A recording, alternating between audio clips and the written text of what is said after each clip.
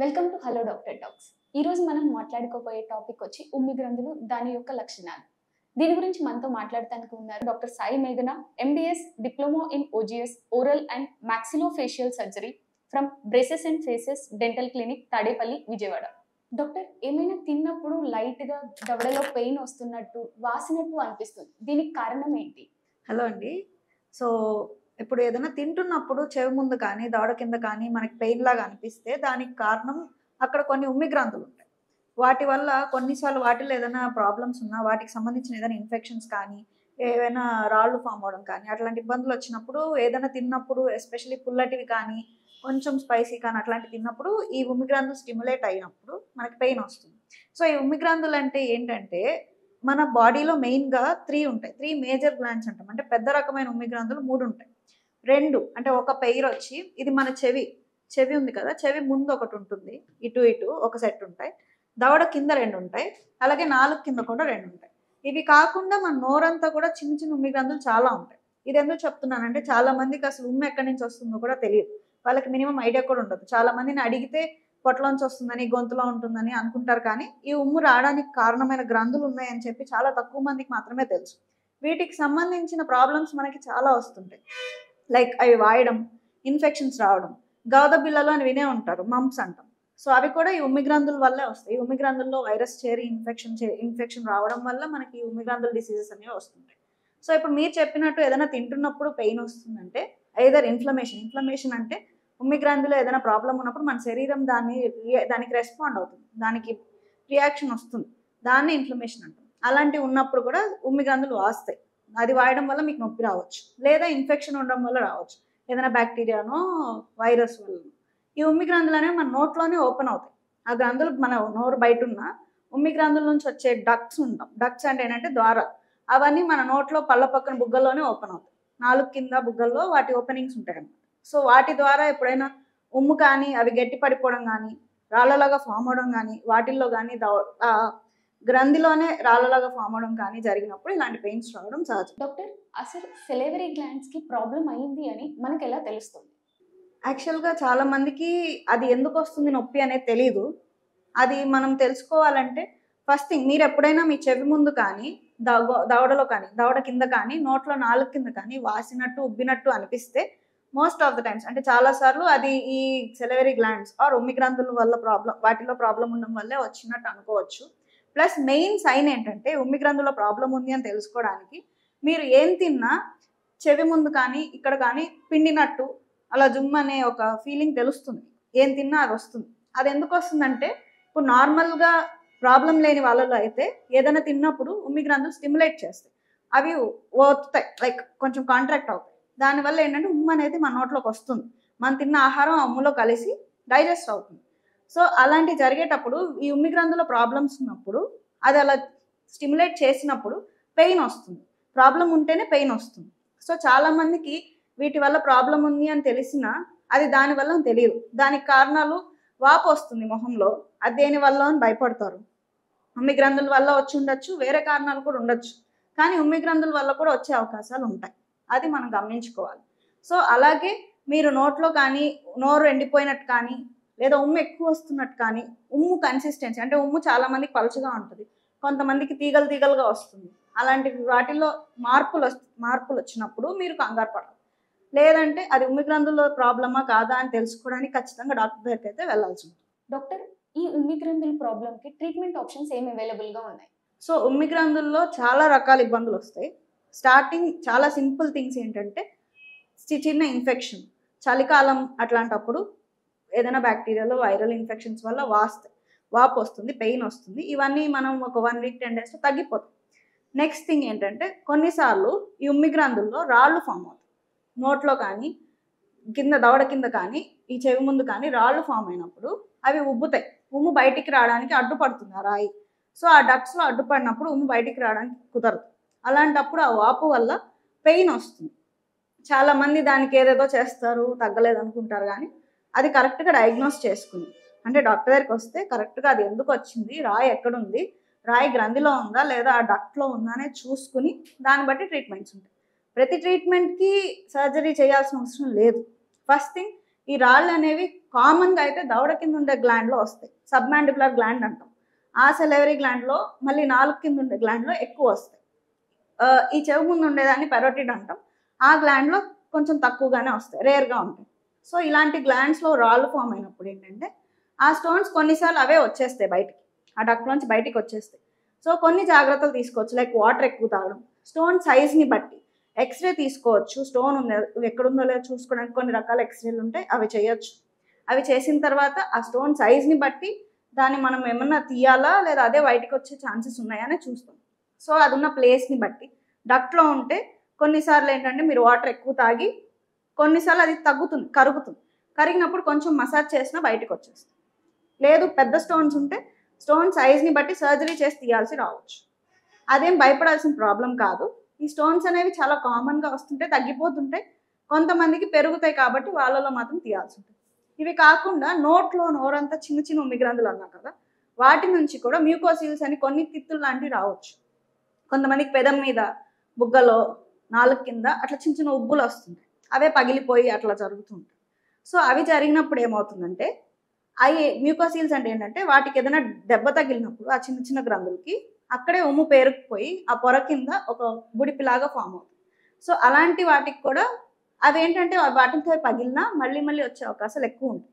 అందుకని మనం ఏం చేస్తామంటే అవి మళ్ళీ మళ్ళీ వస్తున్నా లేదా సైజ్ పెరిగి మీకు ఇబ్బంది పెడుతున్నా వాటిని కూడా ఆపరేషన్ చేసి తీసేయచ్చు. ఇవన్నీ పెద్ద మేజర్ సర్జరీస్ కాదు, పెద్ద గ్రంథుల్లో వస్తేనే అది పెద్ద సర్జరీ అవుతుంది.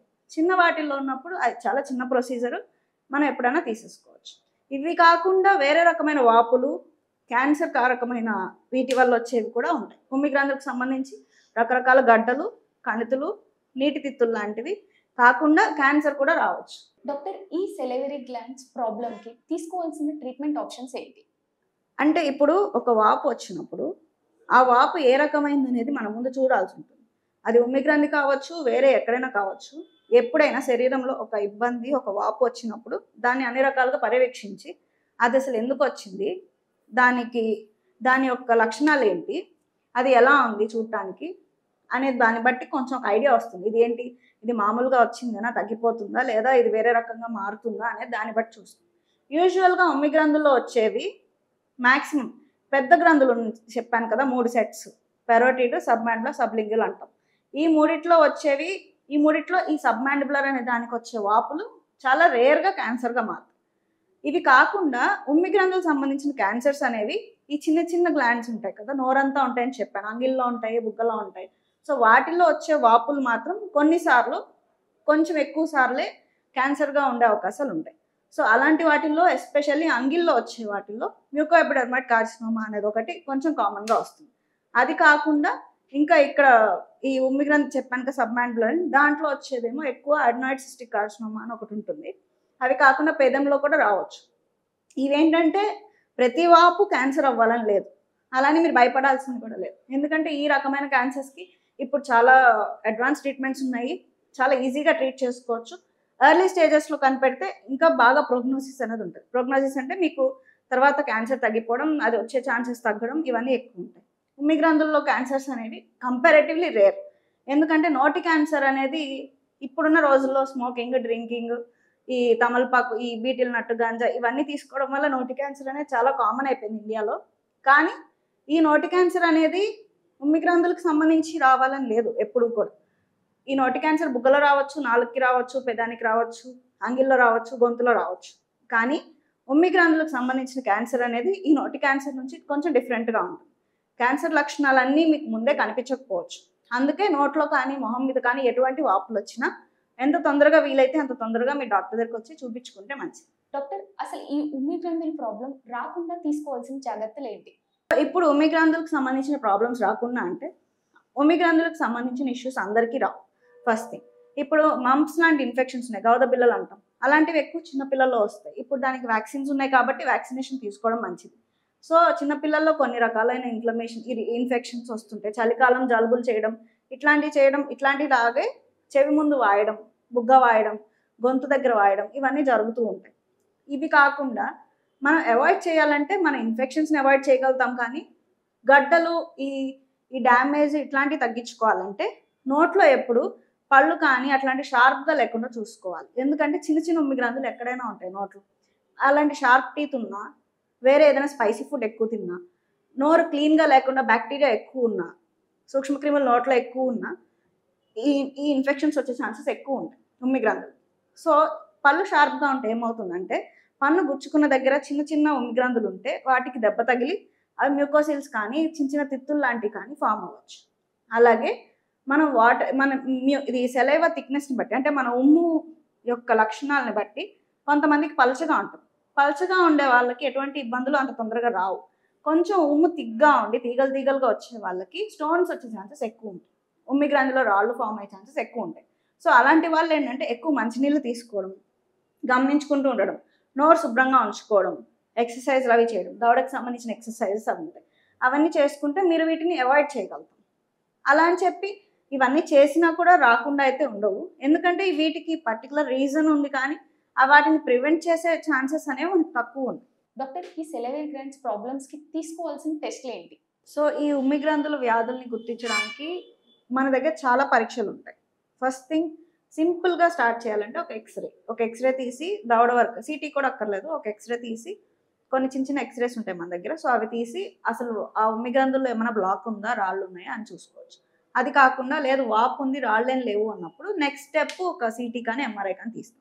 ఇవి తీసినప్పుడు మనకు ఆ గ్రంథిలో ఇబ్బంది ఉందా, గ్రంథి వాసిందా, లేదా గ్రంథిలో వేరే రకమైన ఇబ్బందులు ఏమైనా ఉన్నాయని చూస్తాం. ఇవి కాకుండా ఇంకా అడ్వాన్స్డ్గా అంటే సైలోగ్రఫీ అని చెప్పి ఒక ప్రొసీజర్ ఉంటుంది. అదేంటంటే మన నోట్లో ఎక్కడైతే ఉమ్మి గ్రంథి ఓపెన్ అవుతుందో దాంట్లో ఒక చిన్న డక్ట్ లాంటి కెమికల్ ఇంజెక్ట్ చేసి, ఆ కెమికల్ ఇంజెక్ట్ చేశాక ఎక్స్రే తీస్తాం. ఆ ఎక్స్రే ఏంటంటే ఆ డై ఇంజెక్ట్ చేసిన దగ్గర ఆ గ్లాండ్లో ఎక్కడైనా ప్రాబ్లం ఉంటే ఆ డై స్ప్రెడ్ అయిన ప్యాటర్న్ని బట్టి దీని ప్రాబ్లం ఏంటి అనేది మనకు తెలుస్తుంది. సో ఇవి కాకుండా ఎండోస్కోపీ అనేది ఒకటి ఉంటుంది, సైల్ ఎండోస్కోపీ అంటాం. అది ట్రీట్మెంట్ కమ్ డయాగ్నోస్టిక్, అంటే దాంతో ట్రీట్మెంట్ చేయొచ్చు, ప్రాబ్లం ఎక్కడుంది అనేది కూడా చూడొచ్చు. కెమెరాని పంపిస్తాం కాబట్టి, చిన్న రకమైన కెమెరా, ఫైన్ ఫైబర్ ఉంటుంది. సో ఈ డక్ట్ లోపల అవి పంపించినప్పుడు మనకు అక్కడ ప్రాబ్లం ఉందా లేదా అని కనిపిస్తుంది. ఇదే ప్రొసీజర్లో మనం ఫర్ ఎగ్జాంపుల్ స్టోనే ఉంది మీకు ఉమ్మి గ్రంథిలో అంటే దాన్ని తీయడానికి కూడా ఇదే డక్ట్ యూస్ చేసి దీని నుంచి తీయచ్చు. దాన్ని సైలెండోస్కోపీ అంటాం. సో ఇవన్నీ కాకుండా ఇప్పుడు ఈ పరీక్షలన్నీ అయిపోయాక ట్రీట్మెంట్ ఆప్షన్స్కి వచ్చేసరికి అందరూ భయపడతారు. ఫస్ట్ థింగ్, మొహం మీద వాపు కానీ ఎక్కడైనా ఇబ్బంది రాగానే డాక్టర్ దగ్గరికి వెళ్ళడానికి అందరూ భయపడేది అదేదో క్యాన్సరా, లేదా అదేమో వాపు వచ్చింది, ఏదో ప్రాబ్లమ్ అని నిర్లక్ష్యం అని కూడా కాదు, భయంతో దాన్ని పోస్ట్ పోన్ చేస్తారు చూపించుకోకుండా. ఫస్ట్ ఇంకొకటి ఏంటంటే ఎవరి దగ్గరికి వెళ్ళాలి, ఎక్కడికి వెళ్ళాలి అనేది కూడా తెలియదు. సో ఏ స్పెషలిస్ట్ దగ్గరికి వెళ్ళాలి అనేది ఒక కన్ఫ్యూజన్. కరెక్ట్ డాక్టర్ దగ్గరికి వెళ్ళకపోతే నష్టపోయేది పేషెంటే. సో అందుకని ఇప్పుడు ఇలాంటి ఇష్యూస్ వచ్చినప్పుడు చాలామంది ఎక్కడికి వెళ్ళాలో తెలియక లోకల్లో ఎవరైనా ఉంటే వాళ్ళకి చూపించుకుని ఏవేవో మందులు వాడేసి, లేదా మెడికల్ షాప్లో మందులు తీసుకుని వాడేసి దాన్ని అలా పోస్ట్ పోన్ చేసుకుంటూ వస్తారు. ఎప్పుడైనా ఈ ఉమ్మి గ్రంథులనే కాదు, ఎటువంటి వ్యాధి అయినా మనం కొన్ని రోజులు అంటే ఒక 4-5 రోజులు చూడొచ్చేమో, కానీ దాని తర్వాత కూడా తగ్గట్లేదు, దాంట్లో ఎటువంటి ప్రోగ్రెస్ లేదన్నప్పుడు మీరు ఖచ్చితంగా డాక్టర్ దగ్గరికి వెళ్ళాల్సి ఉంటుంది. నిర్లక్ష్యం చేయొద్దు. ఎందుకంటే అన్ని రకాలు ప్రమాదకరమైన కాకపోవచ్చు, కానీ ఒక్క ప్రమాదకరమైన ఉన్నా తొందరగా పట్టుకుంటే దానికి చాలా మంచి ట్రీట్మెంట్స్ ఉన్నాయి. సో ఫస్టే మనం సర్జరీ చేయం. ఫస్ట్ ఈ టెస్ట్లన్నీ అయ్యాక దానికి తగ్గ ట్రీట్మెంట్స్, మందులు వాడాలా, లేదా చిన్న చిన్న మసాజ్ ఎక్సర్సైజెస్ చేయాలా, వీటి వల్ల అవ్వకపోతే చిన్న సర్జరీయా పెద్ద సర్జరీయా అనేది డిసైడ్ అవుతుంది. అదే క్యాన్సర్ లాంటివి అయితే వాటికి వేరే ట్రీట్మెంట్స్ ఉంటాయి. క్యాన్సర్ అయితే ఖచ్చితంగా సర్జరీ చేయాలి, సర్జరీ చేసాక కరెంట్ పెట్టించుకోవాలి, లేదా మందులు వాడాలి, ఇట్లాంటి అప్లికేషన్స్ ఉంటాయి. సో అందుకని ఎప్పుడైనా మీకు ఎటువంటి ఇబ్బంది ఉన్నా మీరు విజిట్ చేయాల్సిన డాక్టర్స్ ఎవరెవరు ఏంటి అనేది మీకు ఒక ఐడియా ఉంటే మీకు best thing first and foremost మీరు ఎంత తొందరగా డాక్టర్ దగ్గరికి వీలైతే అంత తొందరగా వెళ్ళగలుగుతాం. విన్నారు కదా ఫ్రెండ్స్, సెలైవరీ గ్లాండ్స్ యొక్క ప్రాబ్లం గురించి. ఇంకేమన్నా డౌట్స్ ఉంటే కింద కమెంట్స్ బాక్స్లో మెన్షన్ చేయండి. Thank you.